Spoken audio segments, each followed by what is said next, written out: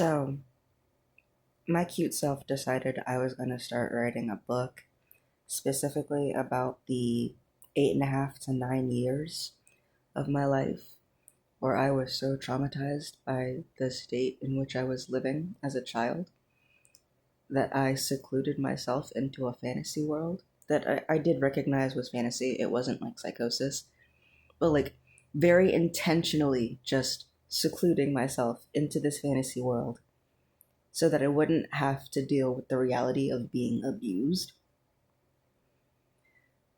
This is like 7, 8 years ago because this happened like middle school to like my first year of college.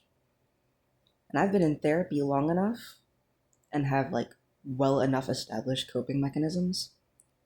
I don't remember most of the fantasy. And like technically, I guess that's a good thing because I no longer need it to survive day to day without having a nervous breakdown or a panic attack. But it's kind of hard to share the experience with other people so they can feel less alone when I just straight up can't wear the experience. I'm like, yeah, maybe it's because yay therapy, but it might also be my PTSD going, we don't remember that time in our life. We don't need it.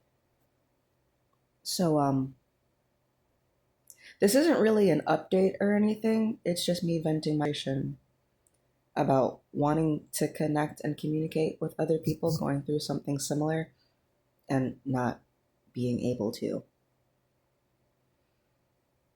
I'm still going to try to write the book with what I do remember from that time. It's probably going to be like heavily fantasy-ish reading just because of the amount of fantasy I like recluded into to make it less difficult to live. Let me know if you have any questions about it. Also, I'm probably going to need editors because while I'm really good at putting my thoughts down, I am really bad at being grammatically correct. Like at all. So if you want to support a queer writer working through mental and physical disabilities, or I guess emotional disability?